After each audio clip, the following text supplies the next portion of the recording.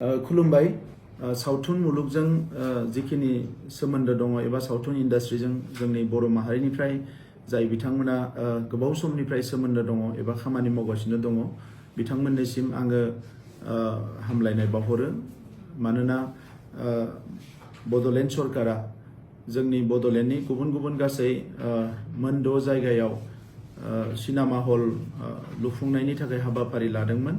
जोंनि बर' माहारिनि सासे गागि बयजोंबो सिबिजानाय सासे महरगिरि एक्टर टिकेन्द्रजित बसुमतारीनि मेम'रियाव आरो बियो गिबिसिन सिनेमा हल लुफुंनाया जाफुंसार महर मोनबाय सेरफांगुरियाव आरो 30 जुनाव बेखौ बेखेवनायनि थाखाय थिक खालामनाय जादों।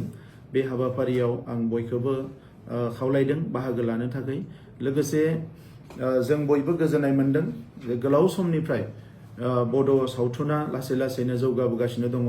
जोंनि गोबां लाइमोनफ्रा एबा महरगिरिफ्रा सावथुनजों सोमोन्दो लानानै गावनि केरियार दानायजों लोगोसे हारिनि हारिमुखौ जौगाहोनायाव गोबां बिहोमा होदों। नाथाय कमार्शियेलि एबा बबेबा जायगायाव बिखौ दिन्थिफुंनो थाखाय जायगानि अभाब जानायलाय माखासे जेंना नुजादों आरो जों सरकाराव फैनाय लोगो लोगोनो बे बाथ्राखौ लानानै गोबां जोंनि फिल्म इन्डास्ट्रिजों सोमोन्दो थानाय सुबुंफ्रा रायलायनाय आरो ससियेल मिडिया एबा गुबुन गुबुन बिजोंजों जोङो मिथिनाय जेंनाफोरखौ लानानै जोङो सिनेमा हल लुफुंनाय हाबाफारिखौ लादोंमोन आरो बे डिजिटेल सिनेमा हलखौ जोङो बेखेवनो मोननानै जोबोद गोजोननाय मोनदों। गुबुन गुबुन गासै जायगायाव जेरैबायदि गसाइगाव सेरफांगुरिनि उनाव जोंहा सिमलायाव दङ, बागानपारायाव दङ, रौतायाव दङ, रुनिखाथायाव दङ। बेफोर गासैबो थाबैनो लुफुंजागोन। जोङो बिनि प्रग्रेसखौ लागासिनो दङ। बे गुसुं समनि गेजेराव जोङो जिखिनि फिल्म एवार्ड होनाय जायो बे फिल्म एवार्डखौ जोङो कमप्लिटलि गभर्नमेन्टनिफ्राय सापर्ट खालामदों जाहाथे बिथांमोना खुनु जेंना गैयाजासे फिल्म एवार्ड फांसनखौ मोजाङै खुंफुंनो हायो। आरो बेजों लोगोसे भिसानि मोनसे अफिस मावखुलि बिथांमोना गोनांथिखौ सानबाय थादोंमोन।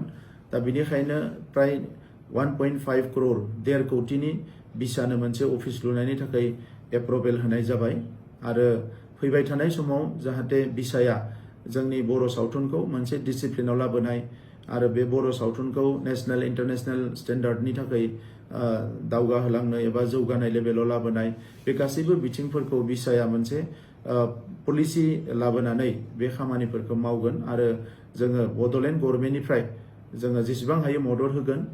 जिखिनि फिल्म बरनग्रा एखम्बा जोंनियाव अनसुंथाइ बियो मालाबा सोरनोबा होनाय जायो मालाबा सोरनोबा होनो हायाखै। नाथाय देग्लाय बोसोराव जोङो थांखि लादों मोनसे मोजां बर्ड बानायनानै बे बर्डनि गेजेरजों थीमेटिक एरियाफोरखौ सायख'नानै बबे थीमाव एबा बबे आयदाखौ लानानै फिल्म बानायोब्ला सरकारा राङारि अनसुंथाइ होजायो बे गासैखौबो थिक खालामनो थाखाय जोङो मोनसे बर्ड दानो थांगासिनो दङ आरो बे बर्डनि गेजेरजोंनो सिलेक्सन जागोन आरो बे सिलेक्सन जानायफोरनो जायफोरा सिलेक्सन जागोन बिसोरनो जोङो राङारि मदद होनायनि बेबस्था खालामगोन।